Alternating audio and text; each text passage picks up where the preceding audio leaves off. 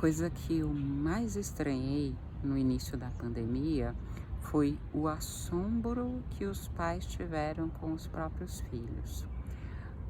A gente no consultório, a gente ouve muito as pessoas se queixando do quanto os próprios pais são ausentes, ou pouco participativos, ou foram pouco participativos no seu processo de formação. E a gente sempre fica se perguntando em que medida isso foi fato e em que medida isso está banhado pelas insatisfações da pessoa, pela sua visão infantil, pela sua fantasia sobre a realidade.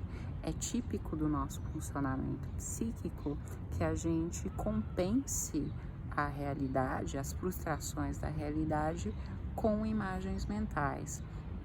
Então, quando uma pessoa me fala de uma frustração da infância, eu considero que aquela frustração está banhada por uma certa concepção da realidade que talvez seja fantasiosa. E tudo bem, as sensações elas são absolutas. O que nós sentimos é o nosso sentimento. Não se trata de um julgamento moral sobre as pessoas, mas se trata de uma reflexão pessoal mesmo. O quanto isso é válido, o quanto isso é justo, o quanto isso é factível. Eu sempre me faço essa pergunta. E quando eu ouvi e vi, acompanhei nas supervisões da escola, na escola nós tivemos um crescente, um número absurdo de atendimentos durante a pandemia, que ainda está em crescimento. A pandemia eu espero que não, mas o número de atendimentos ainda está em crescimento. As pessoas falaram muito sobre não saber o que fazer com os próprios filhos. E nas conversas eu acabei percebendo, ouvindo, me dando conta junto com as pessoas, tanto de ausência, o tanto de falta de intimidade que as pessoas tinham com as próprias crianças, de não conhecer hábito, de não conhecer gosto, de não conhecer comportamento. Até porque criança é pessoa, né? E pessoa contracena com o ambiente. Então a criança se comporta de um jeito em casa, do outro jeito na escola, do outro jeito na casa da avó. Normal, absolutamente normal. Mas eu tinha a expectativa de que os pais tivessem uma visão um pouco mais clara de que isso acontecesse e o espanto e o assombro e às vezes a raiva, a inquietude que eles apresentaram para a gente durante a pandemia demonstrou que eles não tinham conhecimento disso, não sabiam dos seus filhos. E aí eu entendi que quando a gente se queixa da ausência de um pai ou da ausência de uma mãe, não necessariamente nós estamos nos queixando de uma falta de cuidado objetivo. Esse pai ou essa mãe podem ter estado lá para mandar escovar os dentes, para mandar tomar banho, para levar para a escola, para comprar o material da escola, para escrever bilhete para a professora, mas não necessariamente serem presentes na vida da pessoa.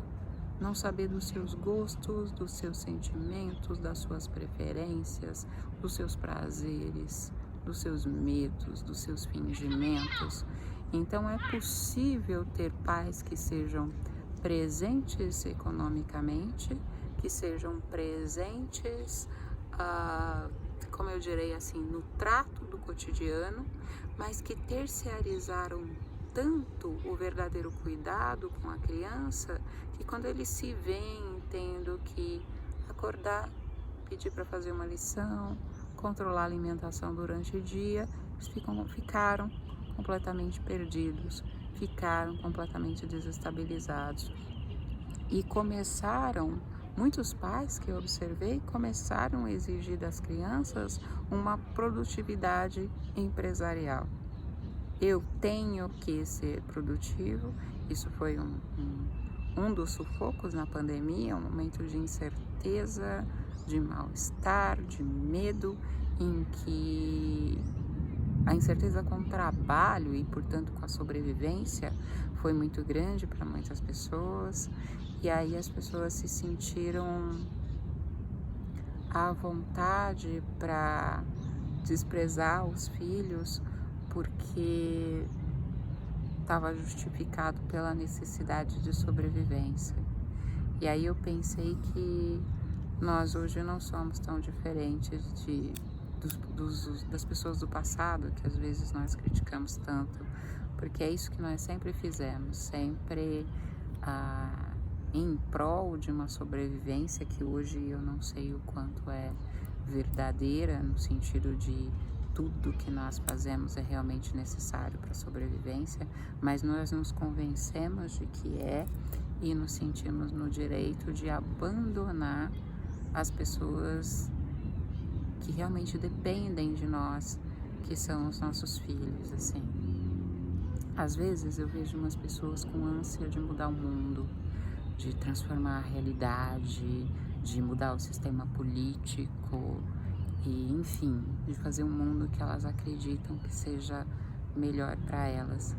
E às vezes essas mesmas pessoas não têm nenhuma paciência com crianças e com as próprias crianças. Eu sei que isso é absolutamente clichê, mas se a realidade é feita pelo que nós acreditamos e pelo que nós decidimos fazer juntos, as crianças são fundamentais. Tem um dos velhos, eu não sei qual deles, que dizia assim que você precisa educar as crianças para não precisar punir os adultos. Mas eu não estou pensando nem em punição, eu estou pensando em mundo mesmo. Porque se a gente quer pessoas educadas, gentis, se a gente quer pessoas que respeitem a natureza, que tenham respeito pelos outros, independente da sua sexualidade, que pensem que homens e mulheres são iguais em direitos e deveres, isso precisa ser aprendido na infância. E tem uma coisa que parece que a gente esquece muito, que é a ideia do exemplo.